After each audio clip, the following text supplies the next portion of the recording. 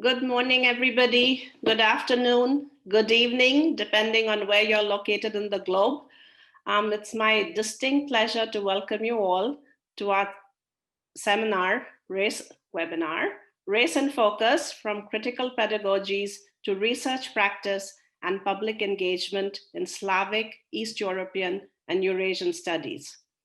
This is part of the University of Pittsburgh series Race in Focus, moving beyond exclusionary practices in Russian, East European, and Eurasian studies.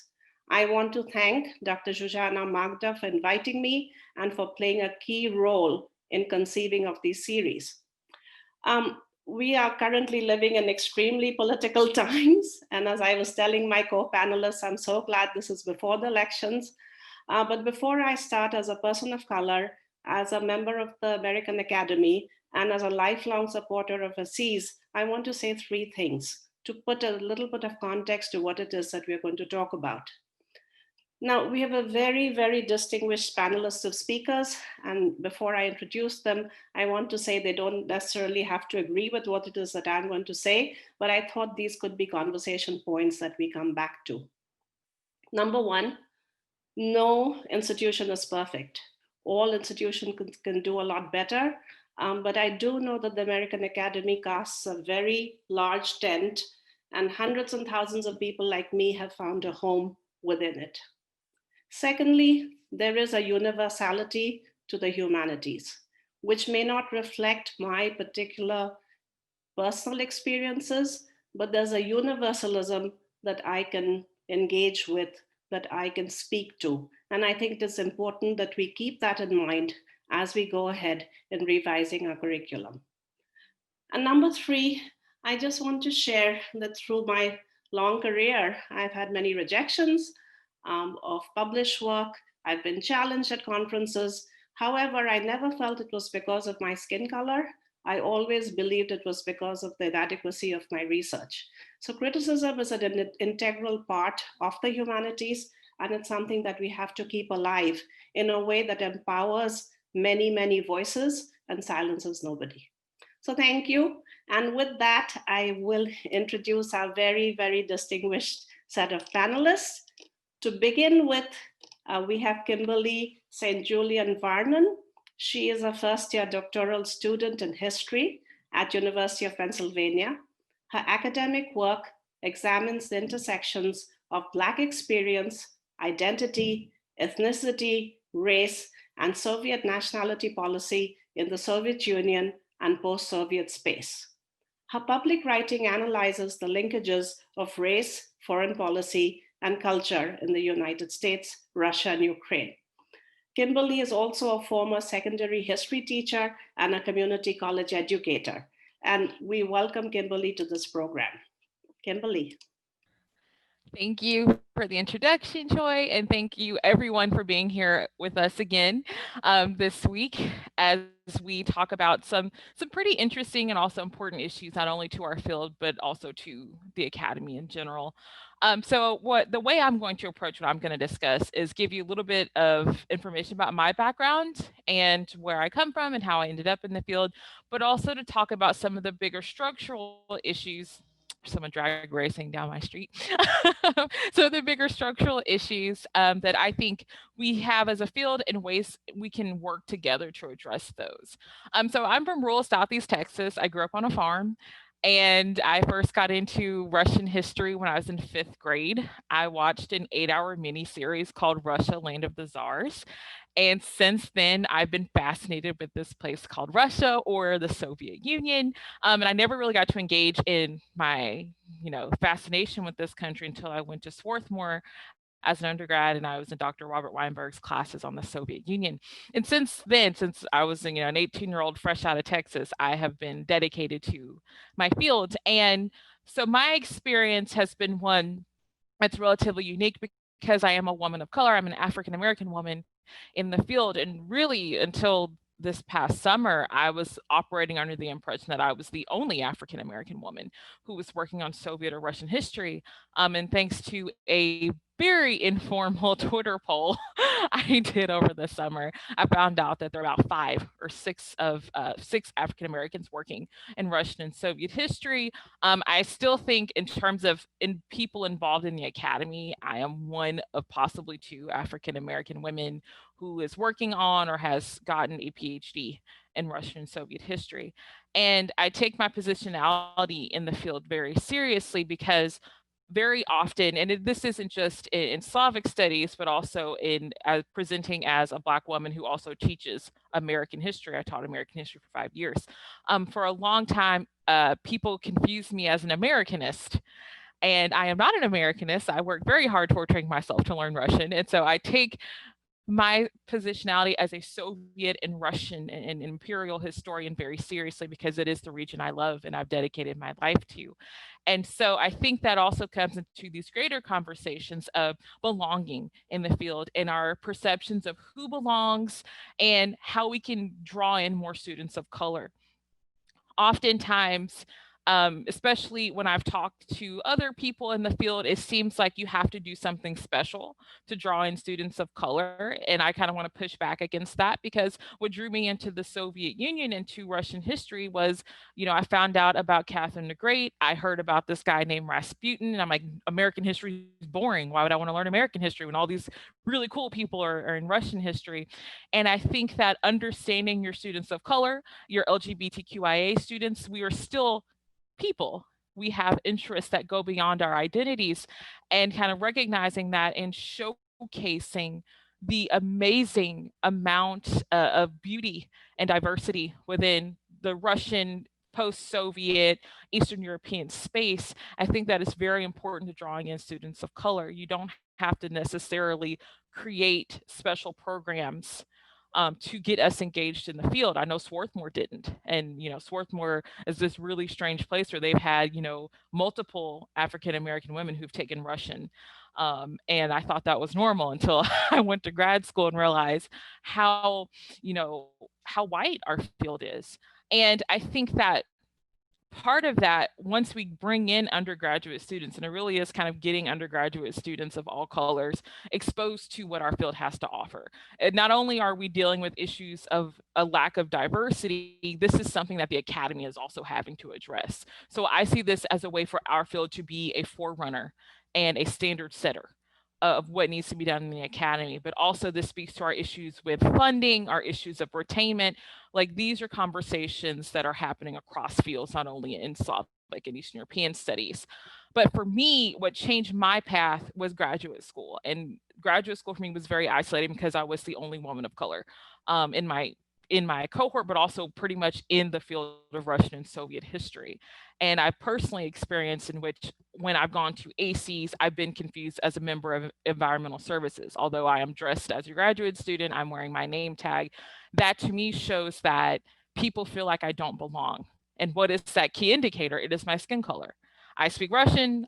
I have spent many years torturing myself learning verbs of motion. And for me, it personally hurt to see that I was not seen as a Russianist or as a Soviet historian because of that. And also, going into the field, doing research in the region is very different for a person of color, especially as a woman of color. I can't speak to the experiences of men of color because those are 2 very different experiences. But it is a hair-raising adventure, and I was very excited to go to Ukraine in 2013. I'm showing my age. And I was very excited. And then as I started to do more research, I started to understand how different my experience was going to be from my cohort at Harvard. And I got really nervous and I ended up canceling my trip. The first time I booked the tickets, my mom, for some reason, she Googled racism in Ukraine, which I can suggest you should never do that. It's not healthy for anyone. But she was scared about what she saw, and my dad was too, and my boyfriend, now husband, was. And so I had to explain to them why I felt like I needed to go to Ukraine to do the research and why my research was important to me. And luckily, I had great support from Dr. Weinberg, from Dr. Serhiy Plokhy, from Dr. Oleg Kotsuba, who put me in contact with his cousin. So I had a friendly face when I got to Ukraine. Dr. Kelly O'Neill. I had a support system for me in Harvard, but also they spoke to my parents and helped my parents understand. but I was so isolated when I got to Ukraine. And you do kind of have to deal with, the trauma of being a person of color in a place where people don't have a lot of experience with you. And that went from being stared at all the time. I was followed, I was harassed. And the important thing is not only discussing the negatives, but for people to understand my negative experiences in Ukraine do not say that all of Ukraine is racist, right? Or that everything in Ukraine is bad. I fell in love with Odessa, Ukraine. I had a great time in Odessa because I was able to meet people and not be so isolated, and I could see the beauty of the city. And I think that's important when we get to how we draw in students. If we want to make our field more diverse, it isn't just having undergraduates. We need to also have representation of people of color on the graduate level, but also in faculty. And first, I'm very proud of what Slavic languages and literatures have been able to do. I've met actually all of the friends and colleagues I have who are people of color are in Slavic languages and literatures. And they've helped me prepare to go back to Russia next summer. And I really have to give credit to Dr. Marius Taba at Howard for kind of creating this little cohort of scholars of color, from undergraduates to graduate students like me and current faculty members, to kind of help us come together and prepare these undergraduates for what it's going to be like to talk about the negatives, to help them prepare for things that they may not be, used to, but also help them talk to their families about what they can face, but also to provide a sense of camaraderie that is missing for a lot of us, that makes it less isolating. Finally, I think that in terms of steps we can take when it comes to getting graduate students, understanding graduate research in itself is isolating because you're often, especially in history, you're in an archive by yourself. But understanding that for students of color, that isolation has another layer in terms of not being able to go out at night because it isn't safe.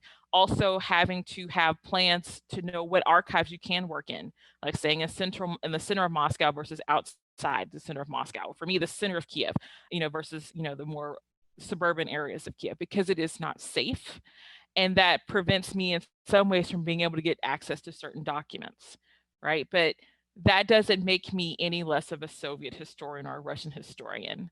And I think those are important things to remember, but also having a system or a network in place for students of color when they go to the region, but also when they come back. Being able to process your experience is very important. And for so many students of color, but also I'm a first generation college student, we don't have the family background to help us process that. So having this sense of community, and we are a community of scholars, having that network and that ability to go to your advisor or to go to other people in the field and talk about your experiences, process your experience, is incredibly important to retaining students of all backgrounds, not just students of color. And finally, a key aspect of this problem is data. And I mentioned this in my Newsnet piece, it's very hard to talk about issues of race and structural racism if you think N is one. If you think you're the only person of color in the field, you constantly think, am I just experiencing this? Is it just me, or is there anyone else? And I think that's a critical aspect of not only keeping students of color, but also showing why our field is important to administrators who are looking to cut our budgets, who are looking to say that we aren't as impactful as we are, when we as a field have drawn in a very diverse set of scholars, especially if you look at what's currently going on with the great project Marius Taba is doing at Howard. We have Native American students, Hispanic students, Latinx students, Black students. This is a very, very diverse group of students that our field has drawn. And I think that should be celebrated and it should be preserved, because I think we have a lot of work to do, but I'm excited to do that work. And I know that we will come out of this on the other side a lot stronger. Thank you.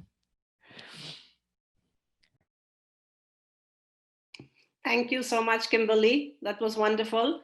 And we really need to celebrate all these different voices. And I will ask you later about your experiences with Amaryllis, because some of my students from California State University, Los Angeles, is also participating in this amazing venture. Our second speaker, I love this panel. I just love the thought that went into creating it, is Dr. Morgan Liu. Morgan Liu is Associate Professor at Ohio State University and currently serves as president of the Central Eurasian Studies Society from 2019 to 2021. As a cultural anthropologist, his broadest interests concern how Central Asians make sense and act on their society's most intractable structural problems.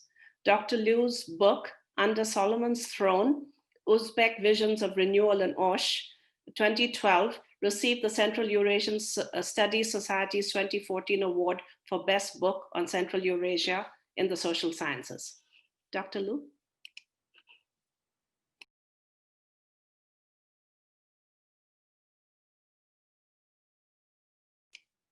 Dr. Liu, will you please join us? Yes, okay, I've unmuted now. Thank you so much, Choi, for introducing me, and I'm really glad to be following Kimberly, because I think I have some words that maybe would resonate with what she says. So I guess I want to first pose the question, who gets to speak for the region? So I like to think partly this issue about the right to be heard in a certain scholarly field, because there's a certain assumption, I think this might be underlying what Kimberly is saying, that that scholars of color should be studying their own people. Like, so there's an expectation that I'm a Chinese American, I should be studying Chinese people, right? And so I guess implicit to that would be the assumption that the only people who get to study kind of in a broad global scope are white men or something like that. So there's that kind of assumption, maybe not always stated, that might be underlying some of this. But primarily, actually, I want to take a different tact at this question, and about who should be speaking and who should be heard in this field. And so the argument I like to make in the next 8 minutes is that the diversity of scholars and students in Russian, East European, Eurasian studies is not just a matter of equality of opportunity for minorities. It's certainly about that, but it also enables a wider diversity of intellectual perspectives that enriches the field, potentially improving the quality of scholarship broadly across the field in the long run. So in a sense, it's saying it's better for everybody if we were more diverse as a scholarly community. So let me first give a quick vignette. So I was sitting in a Kyrgyz language lesson in Osh State University in 1994. So I was trying to learn the Kyrgyz language at the time, and a man suddenly barges in and he says, "Where's the American? Where's the American? I heard there's an American in our midst." And then my instructor sort of points to me. So here he's sitting right here, and the guy kind of looks at me and frowns. Is it what, him? And so I was not his idea of the American he was so eager to meet. Afterwards, I met with this man individually, and it turns out he was an English teacher at the university. And so what he did first thing was he presented me with an English textbook that apparently he teaches from, and he tells me to read from it. He was still not convinced that I was really an American. So that was my first little vignette. So in my fieldwork in Central Asia, I've been mistaken to be from all kinds of places, from China, Japan, Korea, India. Someone thought I was from India, from Turkey, or for being, if I'm with a Kyrgyz family, I could be mistaken to be Kyrgyz. If I were with an Uzbek family, I've been mistaken. I've been taken as Uyghur because they say, "Oh, you're from China, then and you speak a Turkic language, then you must be Uyghur." So curiosity about me gained me a lot of initial access to many interlocutors. So it was a great conversation starter. So at that time, especially the early 90s in Central Asia, I was the first real foreigner that a lot of these people met, especially in rural areas, like when I went to ex-collective farms. So my position as an outsider with no clear tie with any country, at least in their minds, might have been an advantage, I'm thinking. It's hard to really demonstrate this. I mean, they understood I was an American, although maybe not quite believing it. So it's sort of like that language teacher saying, "Okay, you say you are, but the way they actually treat you might be different." So would they have treated me differently had I been a white American or a white European? It's hard to say, but I do know that when I talk about my own Chinese family, my experiential understanding of the social dynamics of a large extended family, parental authority, it goes under the umbrella of what they would call Asiatic civilization. And I think it helped me build trust and willingness to go deeply into certain areas, into their family histories, for example. I was collecting oral histories of Uzbek neighborhoods in a certain city in Kyrgyzstan, for example. And then even the questions of me as an ethnic Chinese person, they would ask questions like, well, oh, your ancestors are from China. What is the Chinese national dish? And at first I was kind of startled by that question. What a ridiculous question. There's so many regions in China, so many different climates and cuisines. But I realized that this is telling me something about the Soviet nationalities categories, where every ethnicity is supposed to have a single paradigmatic national dish, maybe. So, it creates some interesting conversations, shall we say. A second quick vignette. So I was in Bishkek, the capital of Kyrgyzstan, in 1993. I was waiting for a bus, and somehow I got into a conversation with a young Russian man, and who was also waiting for the bus. And so he asked me, where, what's my ethnicity, my nationality, and I said I'm Chinese, and he immediately assumes I'm from the People's Republic of China, and he starts treating me as a fellow communist. So he was extolling the virtues of state socialism, starts to mourn the recent collapse of the Soviet Union. And so I asked him, where's his family from? And he says, from Petersburg. And he says, Luche Leningrad. So he says, better to call it Leningrad. So from there, firstly, there's a bit maybe ethical question there. Is it ethical to do field work on false pretenses? But putting that aside, I was not doing field work. I was striking up a conversation, waiting for a bus. But it raises the question of what people might be willing to share depending on how they perceive you. So from this young man, I received unsolicited, a full-throated defense of Kyrgyzia as an integral part of the Soviet Union, the pride of being a feared and respected world power, and spoken to me who he thought was someone who would understand, and as a Chinese comrade. So, so having a diversity of scholars may increase the kinds of relationships and thus the kind of insights we might talk about, we write about. There's a recent book by a scholar named Scott Page at the University of Michigan. It's called The Diversity Bonus. It's read by lots of business types. So you think, well, business, what's it doing in our conversation? It's an interesting study. He studied the diversity of corporate boards, and then makes a correlation to that with corporate performance. So however he measures corporate performance, whether it's profits or shareholder value or other measures. But his argument, shown by data, is that diverse corporations make better decisions, make better business decisions. And we can make other analogies like ecological systems, that if there's a diversity of species, each species with different survival strategies, then the entire ecosystem is more resilient. It generates more ideas if you look at it as an entire adaptive system, the ecosystem. So the idea I'm taking from a scholar like Scott Page is that diversity is not just a matter of justice, it's a matter of better scholarship. You generate more ideas and greater diversity of ideas when you have scholars who are differently positioned. So for example, I'm just thinking about that having a diversity of scholars means more sensitivity to questions of power, positionality, marginality along racial, ethnic, sexual lines.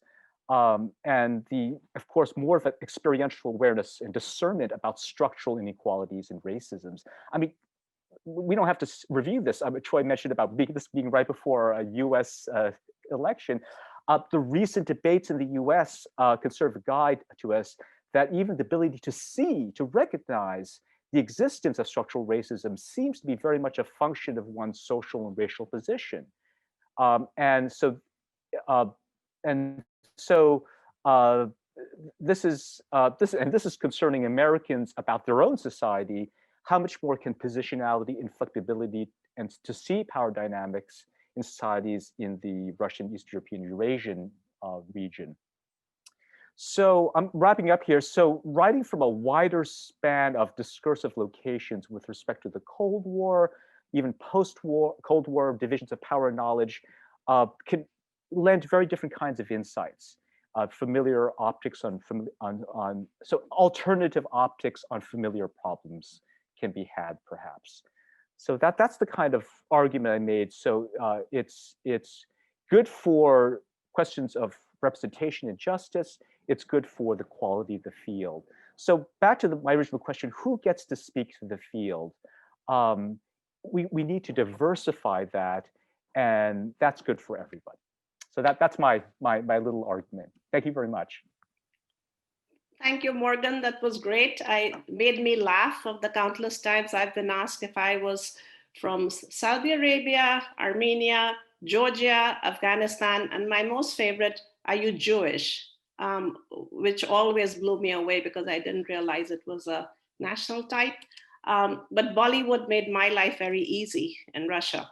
So our next speaker is Colleen Lucey. Dr. Lucey is Assistant Professor of Russian and Slavic Studies at the University of Arizona, a specialist in Russian literature and visual culture of the 19th century. Her forthcoming book, Love for Sale, Representing Prostitution in Imperial Russia, is coming out from Cornell University Press in 2021. This book examines how writers and artists use the theme of prostitution to tackle issues of public hygiene and the commodification of sex. Now, Dr. Lucey wears many hats, and as both Vice President of the Executive Council of ATSEAL and a member of the ACTR Board of Directors, she has advocated for building diversity, equity, and inclusion in Russian and Slavic studies. She is also a big supporter of AWSS, Organization of Slavic Women. I want to bring that up.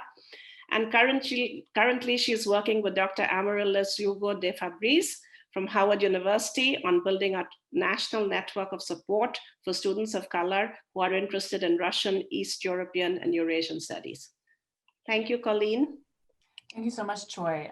It's so interesting to hear the other panelists' experiences in the region. There's so much to learn from what it is to study in the region and how you experience the different ways of racial nomination and how people approach you. And there's a lot that I think we can do as language instructors to help in the study abroad context. But right now, rather than talking about study abroad, which Kimberly did in a certain sense when speaking about being in region and doing research and some of the ways that she encountered and then managed to kind of overcome the hurdles that she faced, and very kindly, generously shared that story. I'm actually going to focus at the first stage, at the language instruction, at the level of the Russian language curriculum, to show that although there have been great strides in the Russian language curriculum to make it more accessible to diverse audiences, for the large part, it's been exclusionary to students of color, non-binary students, and students from lower socioeconomic backgrounds. And I'll outline some of the ways that our programs have remained elitist, exclusionary, and implicitly or explicitly hostile to students from underrepresented backgrounds. While I state this, it doesn't mean that all programs everywhere are like this, but there are some common denominators, some common issues across the field that I'd like to kind of raise to the imagination to pose some possibilities for us to move forward as a field and to implement change, both at the curricular and at the departmental level, that could seriously help us move forward. And again, as I mentioned, while there is this growing movement within Russian and Slavic studies and Russian language pedagogy in particular, to open up our programs, statistically speaking, the overwhelming majority of our majors in our programs are white. For example, a recent study by Diana Murphy and Seo Young Lee showed that African-American students make up a mere 0.9% of all students graduating with a degree in Russian between the years 2010 and 2014. Now, the rate of Latinx students awarded a bachelor's degree in Russian was slightly higher, a little bit above 5%, yet statistically lower on average when we compare ourselves to other languages, both Romance languages and critical languages. So lower than in French and Italian, but also Arabic. And so there are a number of reasons I think that we as a field should look critically at why these practices have remained in place, what we can do to change them, and really look deeply at some of the reasons for this lack of diversity in our language classrooms, to address them. And I'll focus on some of the major issues that I see that are also discussed in the literature on Russian language pedagogy and pedagogy in general. So one thing that seems most apparent and that is discussed often is the way that Russian textbooks present Russia. So it is a uniform, homogeneous vision oftentimes of Russia that is overwhelmingly white. Now the course textbook, it can be a blessing and a curse for all of us, right? As Kimberly mentioned, studying the verbs of motion, it is a perpetual hell that you return to once and over again, but it's also a way that we bond together as language learners, right? The course textbook, like the teacher, is the student's guide to Russian language and culture. And it plays a major role in constructing perceptions of idealized native speakers who are almost unanimously perceived as white, ethnically Russian, and they speak the standardized language as perceived most likely in Moscow or St. Petersburg. And what's missing in the textbooks is not only the plurality of an ethnically diverse nation, but the languages that are spoken in the Russian Federation. And on a related note, there's, I think, a missed opportunity here in not exploring the similarities and differences between forced assimilation of native populations in the United States with the Russian context through colonial practices and subsequent language erasures. And overall, the type of Russian represented in textbooks can be extremely alienating for students, not be able to see themselves in this landscape of the country whose language they're learning. By the way, they could turn around and learn Spanish. They've come to us to learn Russian. Our job here is to integrate them and make them welcome into the language classroom and into our curriculum. And on a related note, the most textbooks are geographically centered in St. Petersburg and Moscow, helps reinforce this hegemonic view of Russia that is urban, it is secular, it is full of idealized native speakers who are, again, all white. And such notions are reinforced in the recruitment materials that are then passed out to students who show students on study abroad programs smiling on Red Square, who are almost always, again, white students who are living and studying in Russia. So where do our students of color can imagine themselves in this landscape? And most textbooks can be alienating, not only in terms of racial hegemony, but also in the discussion of family, gender, and class. So even vocabulary selections, as I've discussed with some language teachers who teach at the high school level in inner city Chicago and also here at University of Arizona, some things that come to mind would be the way that the vocabulary is presented. The vocabulary selection itself assumes a certain economic background of students.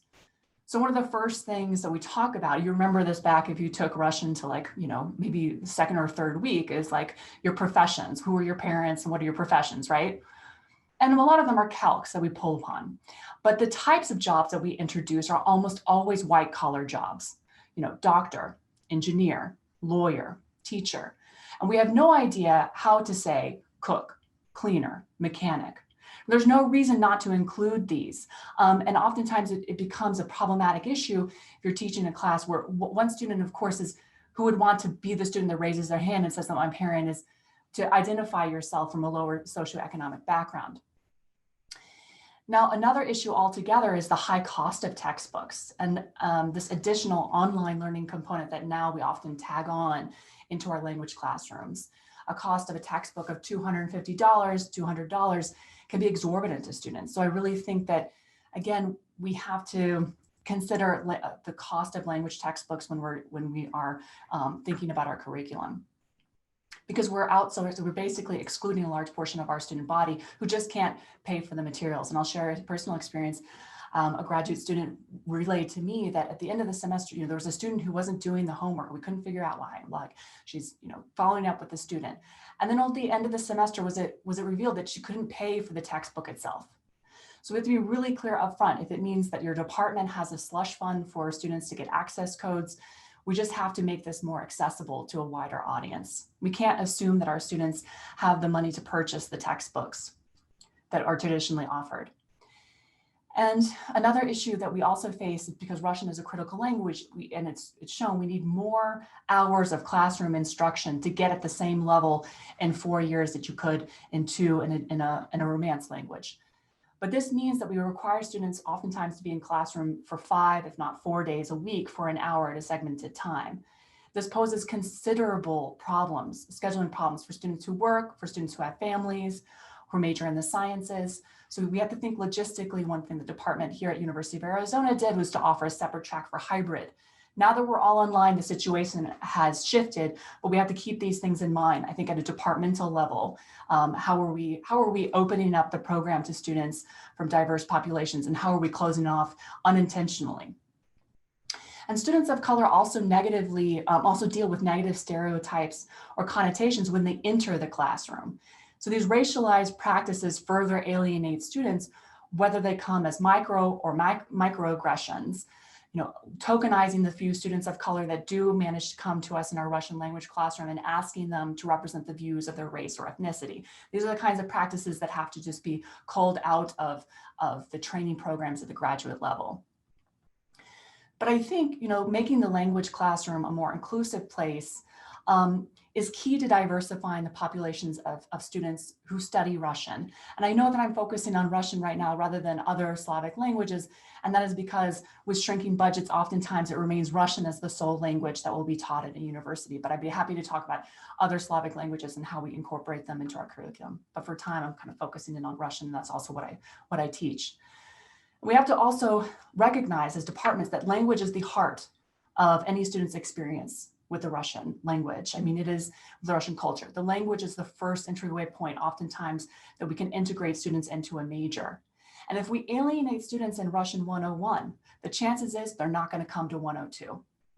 And that produces all kinds of problems for us down the road in terms of shrinking numbers of enrollments. And then we're back where we started, where Kimberly mentioned, where, why to have only one or two women of color, African-American women of color, the graduate or postgraduate level. This is the end result, I think, of what we've seen kind of over time. And anti-racist pedagogies can, I think, shake up the classroom and develop language learning and teacher language learning skills that can make a significant difference in how classes and curricula are structured. And there are plenty of resources, I think, that are now being developed, and American Councils is one of them, and ACTR, American Councils of Teachers of Russian, is also taking a leading stance on this, as is ATSEAL. And I think we have to recognize that racialized ideologies are embedded in the practices of language teaching themselves. I mean, it's in the air we breathe. It's not like you come into the language classroom and somehow, it doesn't enter into the discussion. Starting with our own cultural biases about English. What type of English is allowed? What type of English is standardized? What's appropriate? Likewise, filters in and affects and transfers into our thinking about Russian. What kind of Russian is standardized? What kind of Russian should our students speak? God forbid they have an accent of a certain region that would codify them or classify them as a non-standard speaker of Russian. I think at the graduate level, teaching graduate students right now is a key measure in changing how our field is going to work in the next decades.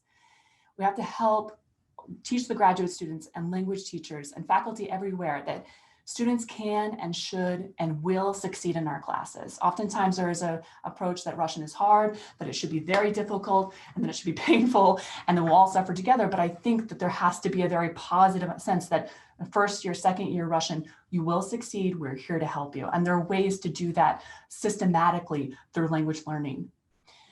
One of the ways is to meet students where they are, rather than have already a plank of expectations where we think they should be when they first reach us. We have to help them realize where they are, set realistic goals. And very early on, I think one of the ways to keep students integrated into Russian language curriculum is to initiate a session on how to learn Russian itself, how to study a language.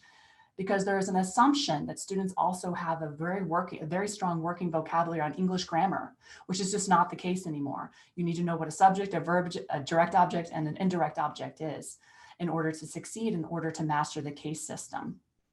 Reaching out to students when they miss a class with an email. Sorry, I saw that you weren't here today. Is everything okay? We missed you in class. We can't assume that because students don't show up, they're not interested. It's on us, I think, as language teachers to help out in that regard.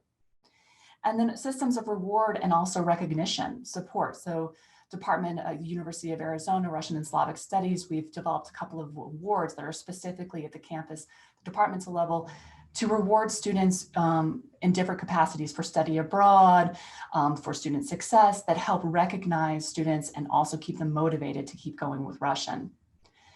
Russian language study too, one of the ways, and Kimberly mentioned the shrinking of budgets and also the ways that we need to diversify our field and make ourselves more viable as a field, is that we need to move Russian and Slavic studies outside of its traditional kind of exclusionary processes or places in the academy and partner up with other units on campus, whether it's history, political science, it's STEM, it's education, it's horticulture, it's management, whatever it may be, that's really big at your university.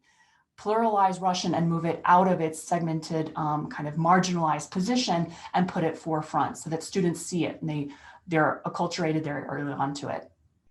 And part of that is also bringing Russian to your communities. So if you are in a major or a rural city, if you're in a rural area, it's more difficult, but if you're in a major city, it's not slightly easier to find the pockets of Russian speakers, or if they're not there, go to middle schools and high schools, have a class project, bring your Russian class to a middle school, ask them to do a small culture presentation. That way, Russian language is introduced at a very early stage in their careers and they at their learning levels, and they already are open to the possibility of learning Russian later on.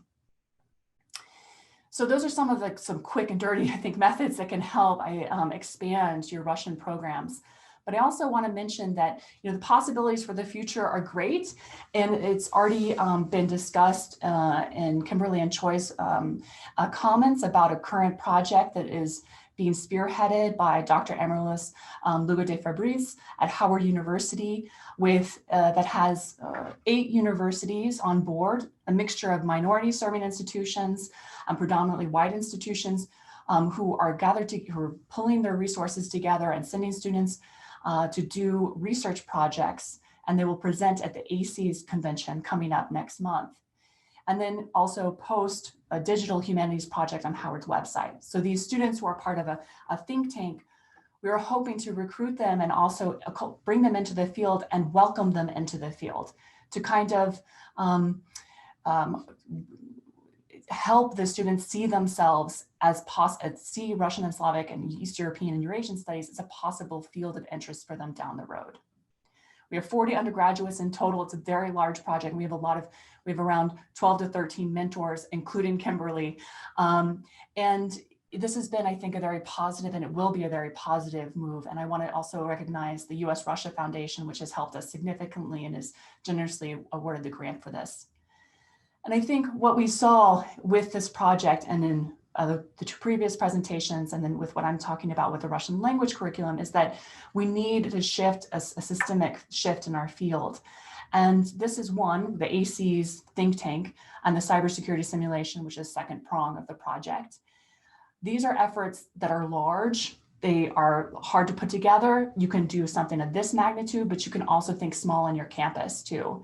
And all of them are part of a larger kind of concentrated effort to recruit and retain and mentor students of color and create this lasting network for them. Thanks. Thank you so much. That was wonderful. Colleen, and reminded me of my first Russian language class in India, where the instructor talked about the house in the swamp. And all of us were mystified that why in technologically advanced Soviet Union people were still living in swamps. We missed the whole cultural significance of that story. So it's interesting how Russian is taught. Our last speaker, again, very eminent, Dr. Marius Taba, holds a PhD in sociology from the University of Bucharest and is currently a research fellow at Corvinus University in Budapest. He has a long track record of community activism at the local and international levels. In the last 15 years, he has initiated and overseen projects on policy development and the advancement of inclusive education reforms for Roma in more than 15 countries in Central and East Europe and Europe. He is a research and advocacy manager for the Roma Education Fund, where he undertook applied research grants monitoring schemes and the impact evaluation on schools' exclusiveness and desegregation. Dr. Taba has held a variety of positions at the major universities in Europe, and I turn it over to Dr. Taba. Good afternoon, good evening. First of all, thank you for inviting me to share my thoughts with such esteemed panel, and my special thanks go to Zsuzsanna Magdo and to you, Choi, for taking the leading roles in putting this panel together. Yeah, I'm coming from Romania. I am Roma myself, and I would go close to the boundaries that you set at the beginning of the discussion. I will discuss about Roma. And initially, I wanted to theorize a little bit more about Roma segregation, but I will share with you some experiences from the field research. And then later on, I will talk about the historical patterns of Roma school segregation in South and Eastern Europe, but also we have to acknowledge from the very beginning that Roma school segregation is happening also in the Western Europe, or in the so-called industrialized and democratic countries all over the Europe. Coming back to my personal history, I have to confess that I'm the first generation with tertiary education in my family. At the end of the Second World War, my grandfather from my father's side, he was at the level of being served. He was working into the agriculture, and his means of living, it was to sell his labor and to get back products or some money. And this was in a continuous dependence on the landowners. So he would borrow money and products during the winter, and in the summer he would pay it with the work.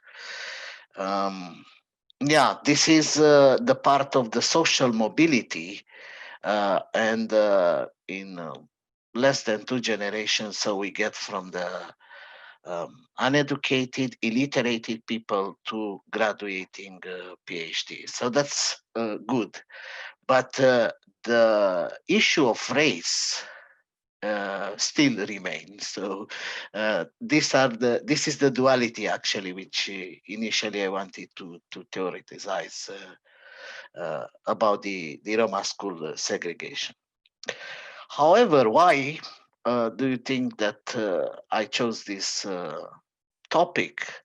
It's still because the last report of the European Union, the Fundamental Rights Agency, demonstrated in a regional survey that between 2011 and 2015, the school segregation of Roma have increased from an average 10% to 15%. This is I think, a serious reason to initiate the debate and to discuss about Roma school segregation in our days, and why not to look at the main causality roots of the phenomenon and the way of its manifestation.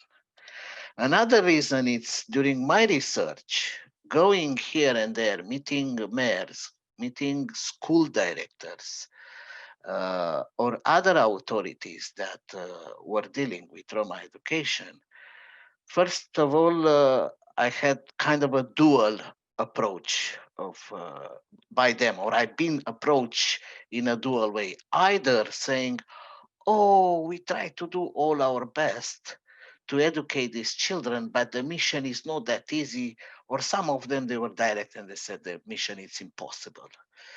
The others, they say, well, we will do everything and we'll try to help these people, but we don't have the tools, the knowledge, and especially a person like you that knows the thing. So this was, again, another thing. They expected me to solve the problems of my children, but also the lack of resources, yeah, that they don't have neither the capacity. But in order to understand this, what we have now uh, as a research, majority of the research are mainly done on socioeconomic dimensions of the school segregation of Roma, the litigation part, and by the way, it has been very successful Roma and pro-Roma litigators winning some national, some cases at the national level and some others at the European Court of Human Rights. But there is a lack of historical approach of how over the time the school segregation manifested in the different countries of Europe. And here I have sliced it for you three main points. The first is the beginning, where the eugenists look at the Roma specifically through the racial lens and the way how they seen it was again the positive eugenism and the negative. It was the negative part that actually lead towards what was the final solution or the Holocaust, and the Roma were victim of that. And it was the moderated that they said, yes, the children and the young generation, it might be a good attribute and it's actually an asset for the state if it's educated adequately and taken over from the bait environment. So this was the idea that actually triggering the segregation of Roma into special schools, in a boarding school, and later on it was combination of school and work. So it was this before the War II, when all this idea emulated there. And in this regard, we have very, very interesting studies done by Professor Marius Taba, looking at this ideological part in Romania. Then we have Victoria Schmidt that specifically look at the way how school segregation was developed in Czechoslovakia. And then we have Cristina Bejan, Maria Bucur, and Vladimir Solonari that brought us historical evidences about the phenomenon. However, looking at my history, some scholars are saying, why not every Roma took the chance to get good education during the communism? Well, there the issue of discrimination and race was in a way or another aplatized. But people maybe didn't look at the aspects of institutional inertia, but also that the specialists that continue the school reform during the communism, majority of them were the same, that believe in the eugenistic ideas and other things during the before the Second World War. And here my argument is that this race should be looked at the historical analysis, and we have to look at the what is the main different historical times in our and in my analysis I saw that in the Western Europe the terms of race was changed with a specific culture or specific way of living, mainly looking at the itinerant way of living of Roma, while in the communist era the term of race was changed with a class. But during the communists, this two interchange of race and social dimension of the Roma still was put it in a different cluster, because in the case of Roma, for instance, in Bulgaria, the schools were created exactly to educate them at a minimal level and then to be attracted to the uh, state-led economies, the socialist economy. In Czechoslovakia, the schools were called praktična škola. It was the vocational, and they could not, the quality of education and the way what they received there, it was mainly to stream them in what it's called the dual education, the lower part of economy, the undeserved jobs that we see now, by the way, during the pandemic, that actually they might have a different value. This was the stream during the communists. Then last wave, it was when the communists fell and the education system started to look at other models. But again, it seems, and I just mentioned at the beginning of my talk, the uh, study of the fundamental rights agency, uh, that there is a positive trend. There is an increase in a school segregation.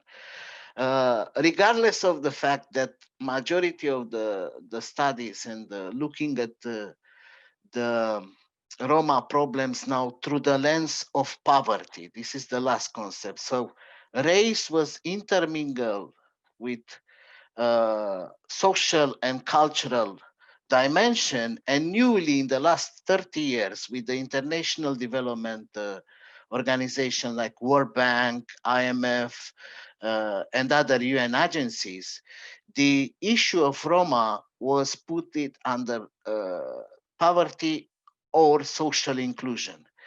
But if you look at the level and the way of manifestation of the school segregation, then you will see that the practices and the final outcome, it remained the same, and it's embedded into the old strategies and beliefs of race, of being difficult to be educated or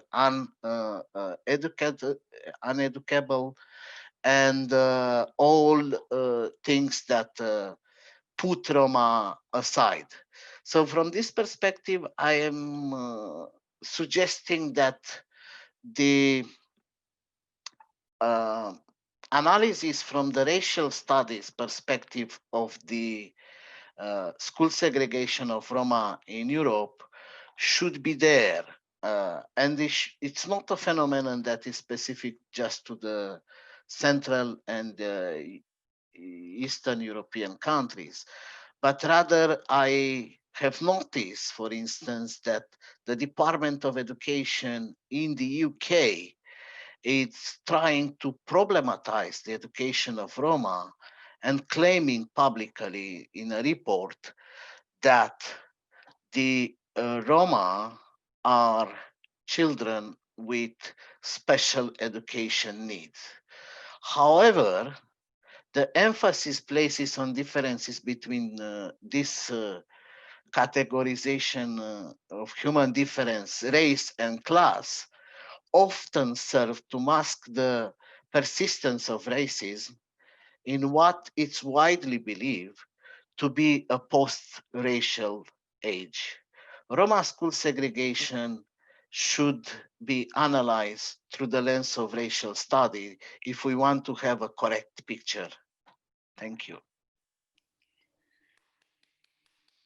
I want to thank all our panelists for these thoughtful, personalized, and really wide-ranging look at issues. These are socioeconomic political issues that are not important just for the American Academy, but for the many different regions of the world are struggling with this. And I really thank you for all the thought you put into your presentations.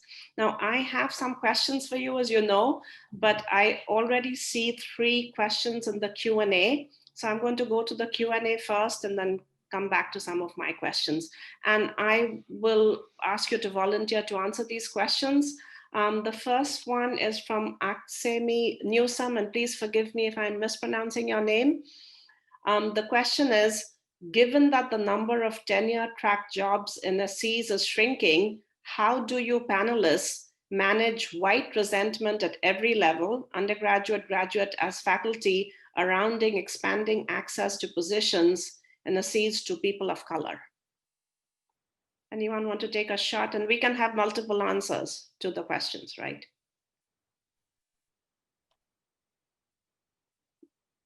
Kimberly, Morgan, Colleen, I'm not asking Marius because this seems to be specifically about US problems. Do y'all want to take a shot at answering this? Well, I think from my personal experience, like I haven't experienced resentment in terms of expanding access to positions in SEEES to people of color.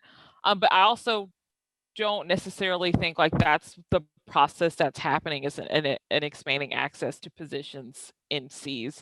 Because like, I think as most fields are experiencing right now, you're kind of seeing a decline in the number of positions available because of, you know, the pandemic, but also just the nature of the academy right now. When I have experienced resentment, it hasn't been necessarily because of the field. It's been understanding that my presence in a space is because of affirmative action, but that isn't specific to, you know, the SEEES field. It was specific to the institutions I was attending, but it had really nothing to do with the field. Okay, thank you. Morgan, Colleen, do you all want to take a shot at answering I was this? thinking, yeah, Colleen, you can. Oh no, Morgan, go ahead and I'll go out. Oh yeah, sure. I just have a little thing. I think the question is getting at some very deep issues about resentment, about being seen as the affirmative action person and therefore of lesser quality. That is something that's very difficult to tackle.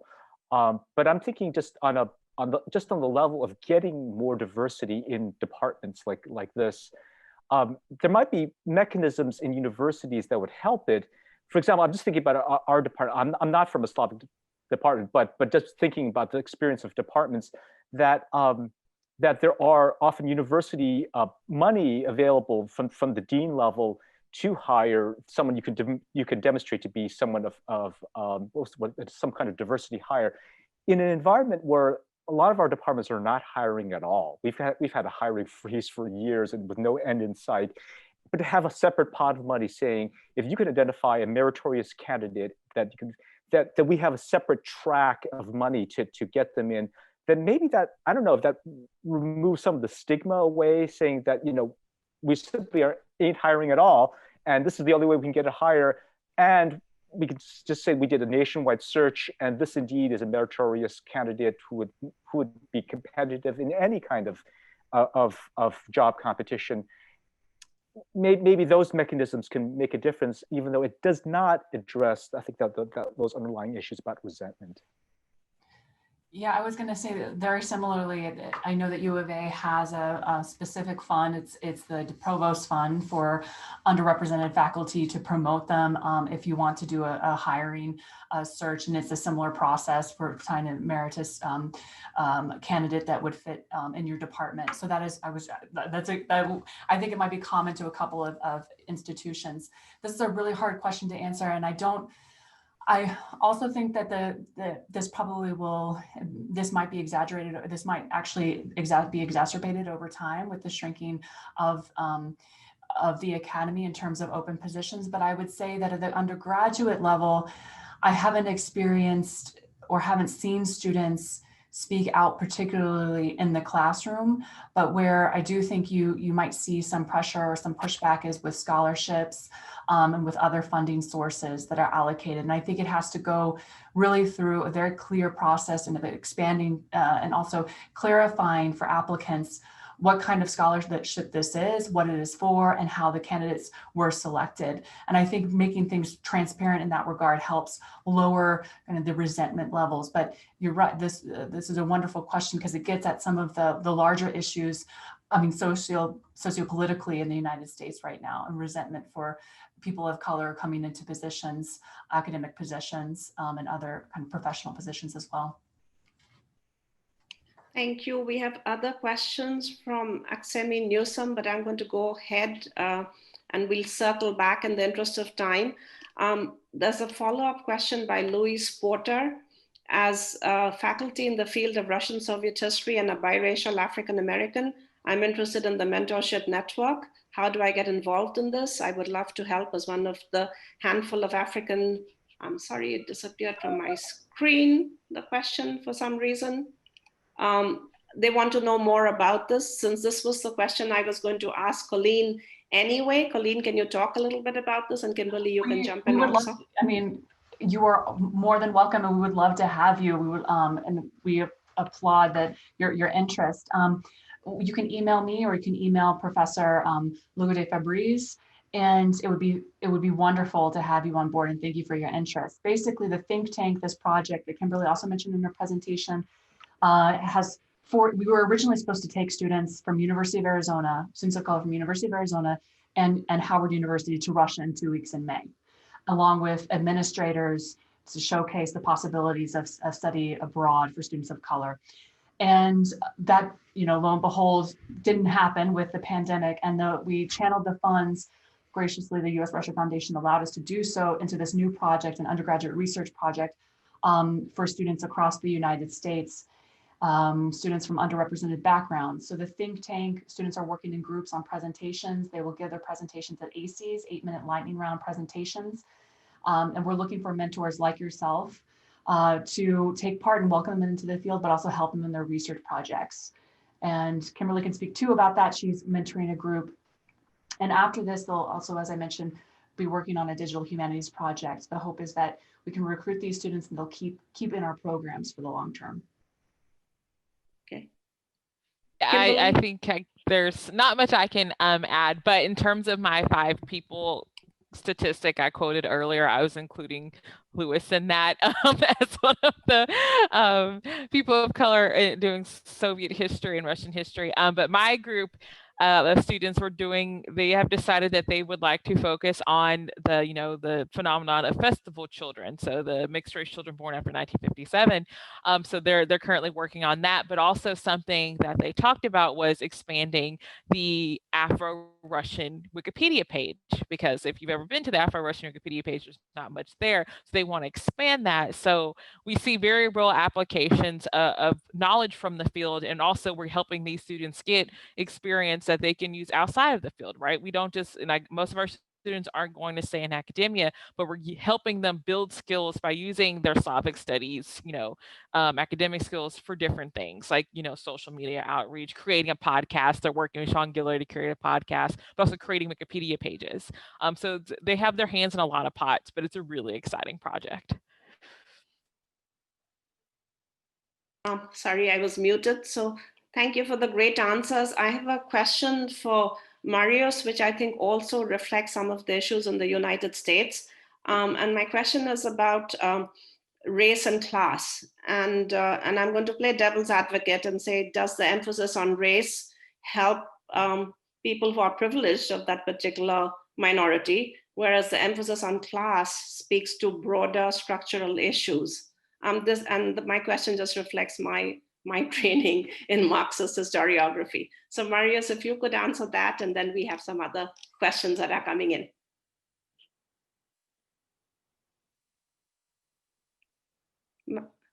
Marius, unmute yourself, please. Thank you very much, Choi, for a very interesting question. And actually, it's very instructive for me that people are looking at the Roma as a class, racialized, but it's the third concept that it might come, is the ethnicity. And in a European way of state formation, Roma were there even as a subject of polluting, or what was the biopolitics, if we talk about the eugenists. They were the threatened for so-called health of the nation.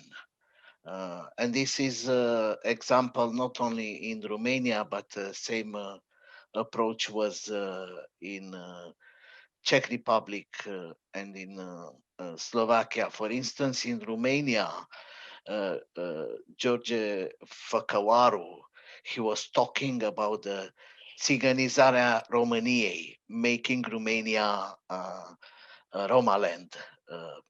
Then this subject was in another countries as well. But coming back to the concept of race versus class, in the case of Roma, specifically in the post-war era, when it was two dimension in that influenced this. So first of all, it was the intervention of UNESCO and imposition of international bodies not to talk about the race, but also it was the especially under the communist countries, it was an aversion about the racism, but also combined with aversion against Nazism. Yeah, but Roma, in the structure of the class, of the work class, or in the structure of the class, it was a specific category. It was kind of a subclass, if you want to tell you my opinion. And this is, it's obviously done in the schooling, and not only. Roma were not involved into the structures of working class. They didn't have the full membership of a newly formed classes after the Second World War. So the reality, it's a little bit more complicated. And to my sense and other people, the ethnicity and racial aspect of the relationship of couldn't be aplatized by the class formation, but also by the class relationship. So there is a Hungarian author which is trying to say this, that even the Roma were separated, the social relationship between them were in a way or another normal. And this guy, it's called Ivan Seleni. It's a Hungarian origin, but American scholar, which to me, it doesn't make sense, because the physical separation, it might impact the social relationship. So to conclude, I think that to me, and the race and ethnicity influence in the relationship was bigger, especially here in Europe, when we talk about Roma and the others. Thank you so much, Marius. So I think we should have long conversations about this issue. Another very good question came in from Marina Vlasova. Since Russian is, and this is for Colleen and Kimberly, since Russian is a heavily gendered language, it is very hard to refer to anyone without assuming their gender. Unfortunately, the culture of addressing non-binary people in Russian and Ukraine has not yet been formed. Another issue is the usage of race descriptors for Black persons, some of which do not have negative historical connotations in Russian, but are offensive and not appropriate for English language speakers. Have you ever encountered specific cases where the language barrier is exclusionary for non-binary and Black language learners? What do you think is the best way to improve the situation? Kimberly, do you want to start, or should I? What would you like? You can go first, since like you teach Russian. Yes, absolutely. This is also a very wonderful question. Thank you for it. And I absolutely, that there is an exclusionary practice within the language that is very difficult to introduce, especially when we go on study abroad and when students live in country. It's easier in the classroom setting. So is this an exclusionary practice? Most certainly, but I think more and more language, the people that I know that teach Russian language understand that being non-binary in Russian is possible and it's doable. And I would point you to a blog post by Cecil Wilson, who writes about this issue, the different options that are possible to be non-binary in Russian. The switcheroo, so going back between on and ana, the royal we, so using ani, and getting creative, combining. But Cecil also points out that there's significant pushback, in the region, because like you point out, the language around it hasn't been formed. It just hasn't been addressed. However, there was also recently a discussion on sealing specifically about this, with very vibrant kind of conversation about the possibilities, and in different circles where there is more acceptance of non-binary gender and non-binary pronouns as well. I would say in the language classroom, there are more and more possibilities that we can use with pronouns, and that it's possible to integrate them, and we should and we have to. It's the most equitable practice. And then the next step is, how do you prepare students for going to region? And that's a more difficult question. Speaking from my personal experience, it was kind of jarring. I was in summer school. It's like an 8-week intensive advanced Russian summer program. And we were reading an article that talked about the negress flight attendants. And so reading that in Russian kind of jarred me, because I saw the word neger, and like, I'm from the South. And so I was just kind of floored. And then, I asked my Russian professor about it, and she explained to me like how it has a different connotation in Russian and in Russia than it does in the United States. And reading more about, different types of nationalities in the Soviet Union, but also in post-Soviet Russia, and understanding the very layered meanings of chorny, like why if someone called me chorny, that would actually be a problem, versus being called negro, which means like Negro, which is how African Americans were referred to in the 1960s, especially like kind of as a neutral term. And so now, like, I've seen temnohozhie, so like dark-skinned people, or Nieslavyansky, or not Slavic people. So I think like this is the cool thing about Russian to me, is that it's a very adaptable language, and you see Russian adapting, and you see Russian instructors using the language to adapt for students. I think that speaks to the possibilities in the field, and not only in Russian, but I'm also going to be learning Ukrainian. Like, there are ways to do it, but also making sure students of color and also non-students of color know the connotations of the language outside of the region and inside of the region. So when they go to the country, they aren't like, oh, someone just called me something, when really they're trying to use a term that in Russian is neutral versus, Black, which in Russian has different connotations. So just having that explained to me and living in the region helped me understand that. Okay, so I have a question for Morgan before we get back to one last question. Morgan, will you give us an example of how your diversity thesis has informed your research? Yeah, I was trying to think about that question, and it's kind of hard to nail it down, to identify, because it's just sort of posing it against a counterfactual. What if I had been white, or what if?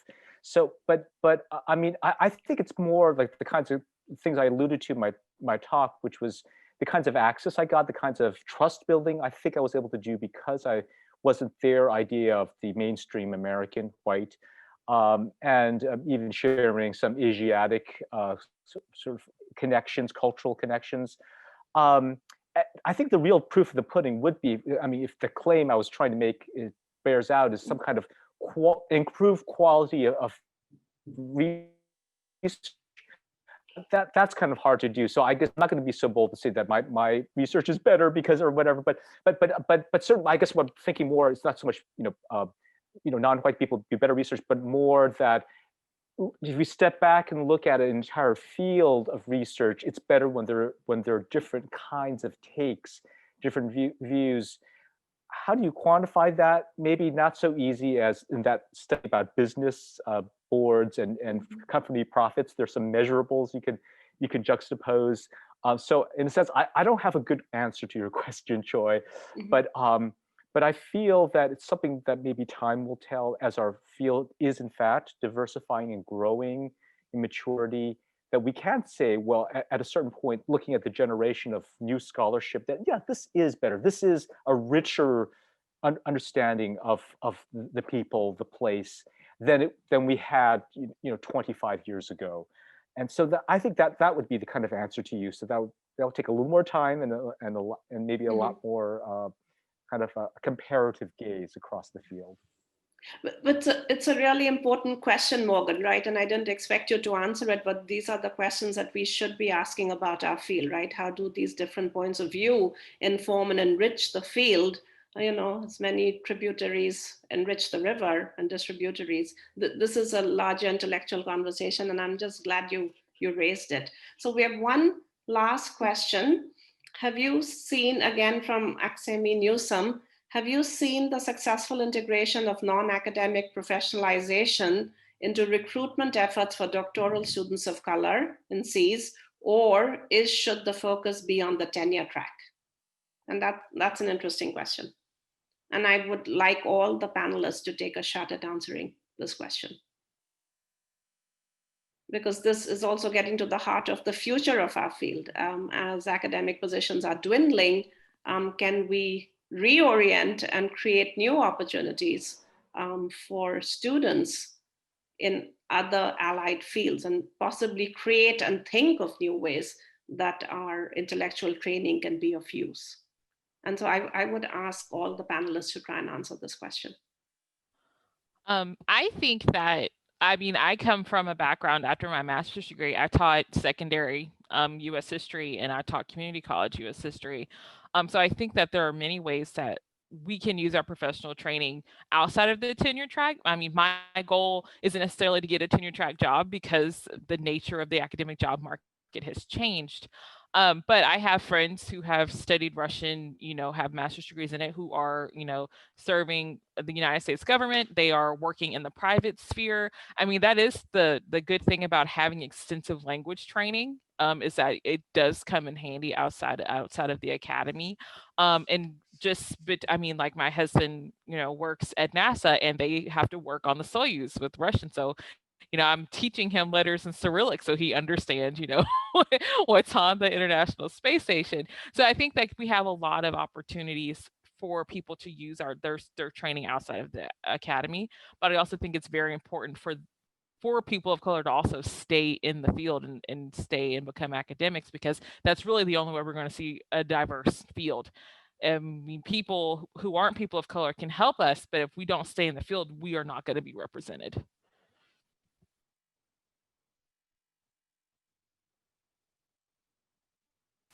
Yeah, I would say this is a great question too, because it gets at like what you were saying, Choi, about how we prepare the graduate students for an academic setting that is less and less likely to have the amount of tenure track jobs that we would like to see to place all of our doctoral students in tenure track positions.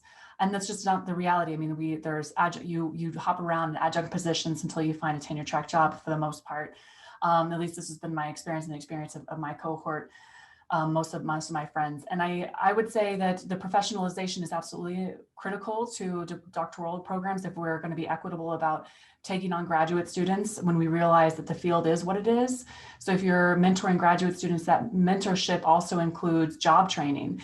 And it's hard for us because we were trained academically, speaking from my own perspective, as a literary and cultural critic. Right, that is what my training is. That's what I've been trained to do over, an 8-year period, heavily grilled into me. And I think you have to really search outside the box. One thing I could say with experience here at University of Arizona, there's a lot of push for the humanities to give students at the undergraduate level, but also the graduate level, transferable skills. So how do you market the skills And how do you not cringe at the fact that you're marketing your skills for a different audience? So do you transfer those critical thinking skills, your ability to problem solve, your ability to transfer intercultural competence to new audiences?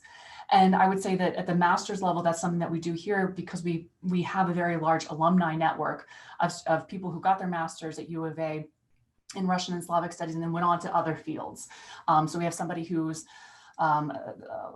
very important, one of the leading founders or like leading figures in Make-A-Wish Foundation in San Diego. So there's a representation of her and her knowledge, and there was a welcoming back of her for Alumni of the Year. And then another thing is partnering, the students that we do have with work panels that have to other spheres. So government, Department of Education, U.S. Department of State, people who are alumni who have gone on to other careers, and to allow them to come back or invite them to come back to campus and teach back to the students the possibilities. So again, I think that it's critical, like as just in terms of equity, to make sure that we're doing the right by our graduate students. Morgan, do you want to say something? Yes, I fully agree with what Kimberly and Colleen are saying. I think it's a broader push for a lot of us in the humanities to make ourselves relevant in the ways about intercultural competency, critical thinking skills, kind of personal research skills. I just had a meeting 2 days ago.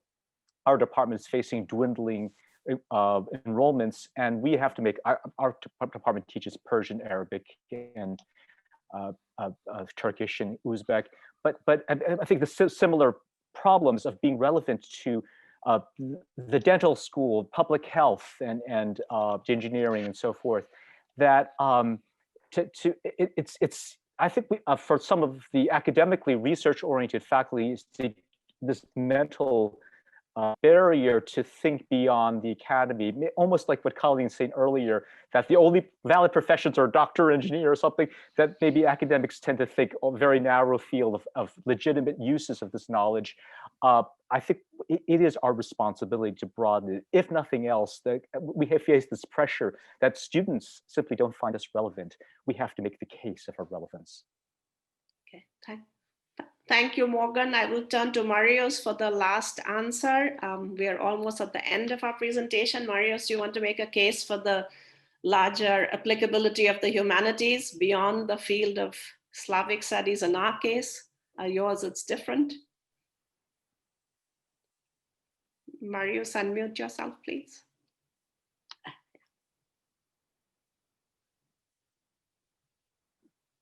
Okay, we have Marius put something in the chat saying that he has problems with his network. Oh, okay. Well, I'm really sorry about that. So we're almost at the end. We have 2 minutes left. Any last, Marius, can you? But if you hear me, I can continue. So the humanity is universal, and I think this is the essence at the end. As far for involvement and the responsibility of the academia, I think my talk today, it was an example how some academic projects, how some ideas of academics have been transformed into the state policy.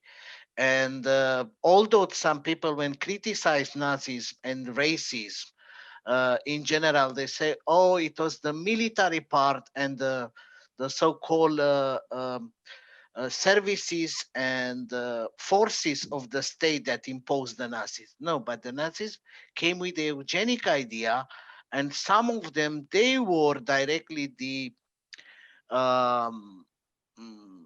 counselors and also the advisors of the military officers and to the other power structures of the state. So sometimes this duality, state, academia, or other sector, I think should be revisited. And I think the universities shouldn't make censor for the study, but we can revisit and revival some of the ethic commissions. what we are producing today sometimes might impact our society. So this communication, this connection with the reality and ethics, I think universities should visit, especially our days in a time of crisis and pandemic. Okay. Thank you, Marius. I'll read out a comment from an anonymous attendee who said, thank you for a very well-arranged panel encompassing lots of important issues. My thoughts exactly, and my deep gratitude to Morgan, Colleen, Kimberly, and Marius for your insightful and thoughtful presentations. I know this is going to be put on Facebook, so people who are unable to attend today will have a chance to hear their speeches. Thank you so much. Have a wonderful rest of the day, and feel free to contact these important thinkers with follow-up questions. Thank you. Thank you. Thank you. Bye.